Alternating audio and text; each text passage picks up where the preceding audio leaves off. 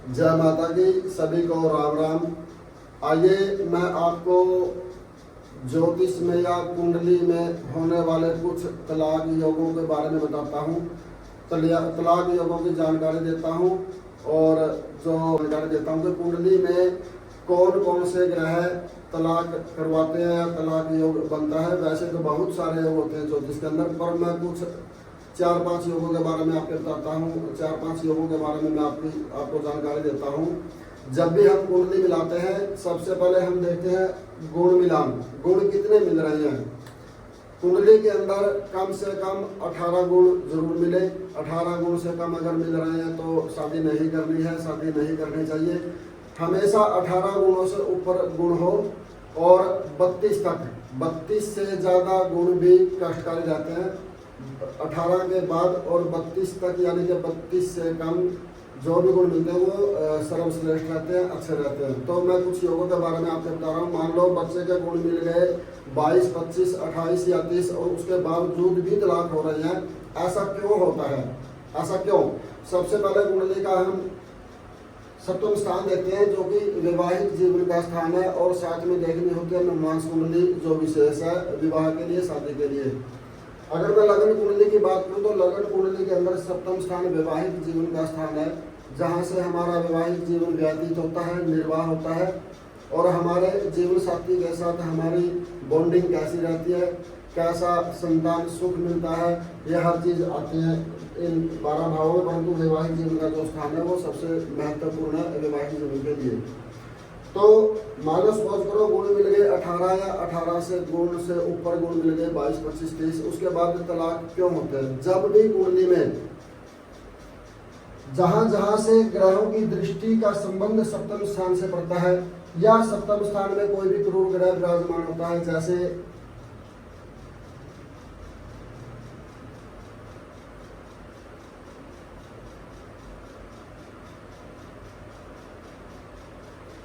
सूर्य शनि की युक्ति तलाक करवाने में माहिर है।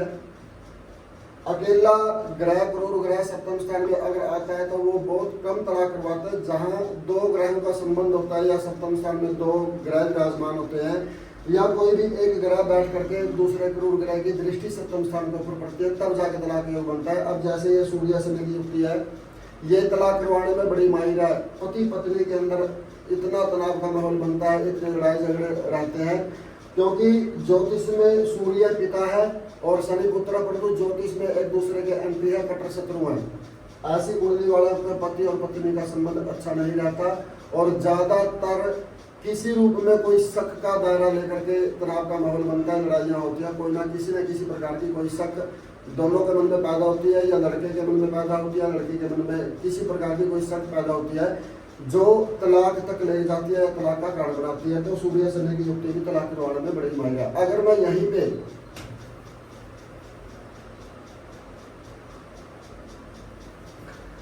यहीं पे सूर्य राहु की युक्ति करता हूं, यह भी तलाक योग बनता है।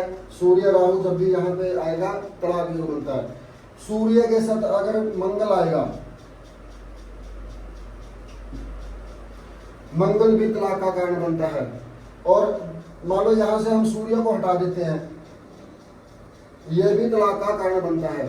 मंगल और राहु अंगारक योग बनाते हैं, जो सप्तम स्थान के अंदर बहुत सारा तनाव का माहौल बना देते हैं। मियाँ बीवी इकट्ठे नहीं रहते हैं और दोनों आग बबूले रहते हैं, एक दूसरे के साथ मारने काटने में बड़े माहिर रहते हैं, क्योंकि मंगल अर्थात बहुत ज़्यादा तेजी, बहुत ज़्यादा गर्मी, और राहु अर्थात शक, दिमाग का खराब होना, तनाव सहन नहीं करना, अंडर प्रेशर नहीं रहना, खासकर जीवन साथी के।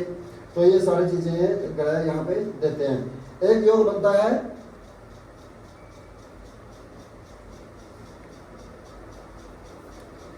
मान लो यहाँ पे मंगल है, यहाँ पे मंगल, यहाँ पे मंगल, यहाँ पे मंगल, और यहाँ पे मंगल, और यहाँ पे मंगल। ये यहाँ अगर मंगल आएगा तो मंगलीय योग बनाता है। इसमें विशेष ध्यान देने योग्य बात क्या है? अगर यहाँ पे मंगल आता है तो यहाँ से भी सप्तम स्थान से संबंध बनता है, क्योंकि सप्तम दृष्टि मंगल की यहाँ पे आ गई। अगर यहाँ पे मंगल आता है तो यहाँ से चौथी दृष्टि मंगल की सप्तम स्थान पे आ गई।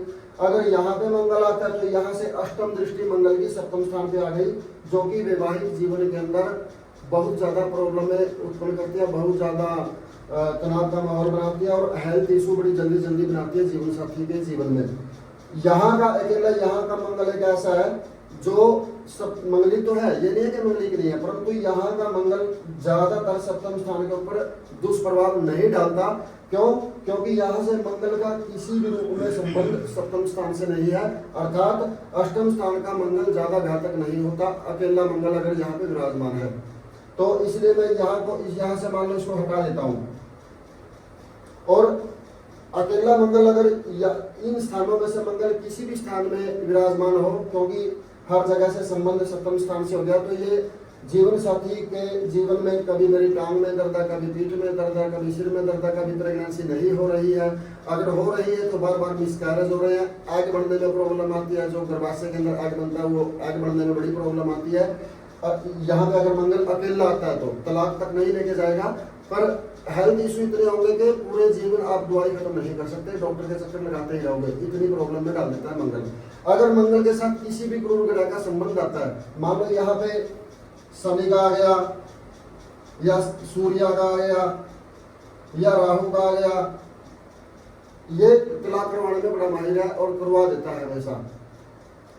अगर मैं इनको यहाँ से हटा देता हूँ, सपोज करो यहाँ पे ये सप्तम स्थान के अंदर मंगल विराजमान है अकेला, और यहाँ पे आता है राहु,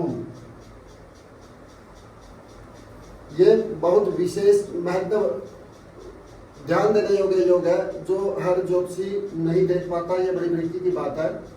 अकेला यहाँ पे जब मंगल आता है और राहु की पंचम दृष्टि 1 2 3 4 5, जब यहाँ पे पंचम दृष्टि राहु की पड़ती है मंगल के ऊपर, तो ये भी अंगारक योग का ही काम करती है और मियाँ बीबी को अलग कर देती है, मियाँ बीबी के अंदर अलगाव करने का काम करती है, हेल्थ इशू बनाती है, आपस में उन दोनों मियाँ बीबी की बॉन्डिंग अच्छी नहीं रहती, ये भी तलाक योग बनता है और ये बड़ा घातक योग बनता है। इसलिए राहु के ऊपर भी बड़ा विशेष ध्यान देना चाहिए आप लोगों को या हम ज्योतिषियों को, सभी को। तो ये राहु की दृष्टि पे हमेशा तलाक करवाने में माहिर है। मान लो यहाँ पे अगर मंगल नहीं आता या कोई और क्रूर ग्रह आ जाता है, मान लो सूर्य आ गया या शनि आया, तब भी तलाक योग बनाती है।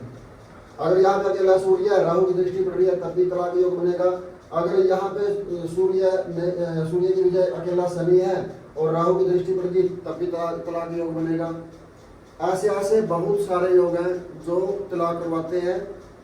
हमेशा अकेला गुण मिलान देख करके या 18 गुण देख करके डिसीजन नहीं लेना चाहिए, हमेशा दोनों बच्चों के कुंडली के अंदर झांक कर देख लेना चाहिए, विशेषकर सप्तम स्थान के अंदर इनका जीवन कैसा व्यतीत होगा, आगे जाकर वैवाहिक जीवन में कोई प्रॉब्लम है या कोई दिक्कत तो नहीं आएंगी।